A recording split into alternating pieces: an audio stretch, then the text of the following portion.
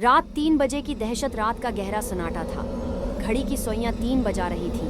राजू, जो एक चीते-नुमा इंसान था, तेज नोकीले दांत, चमकती हुई आंखें और दरंदों जैसी फिरती, अपने बस्तर पर लेटा हुआ था।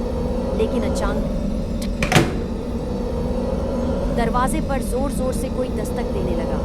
आवाज इतनी खौफनाक थी कि पूरे घर में गूंज गई। राजू चौंक गया। इसके अंदर का दरंदा जाग चुका था, मगर कुछ ऐसा था जो उसे भी खौफजदा कर रहा था।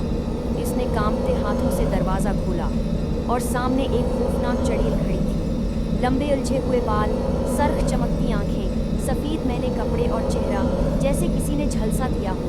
इसके होठों पर एक भयानक मुस्कुराहट थी। इसके नाखून नोकीले और सियाह हो चुके थे। चड़ैल ने अपनी खाली आंखों से राजू को घूरा और एक भारी, सरगोशी जैसी आवाज़ में बोली, तुम्हारी तलाश खत्म हुई, अब मैं आई हूँ। राजू का दिल जोर से धड़कने लगा।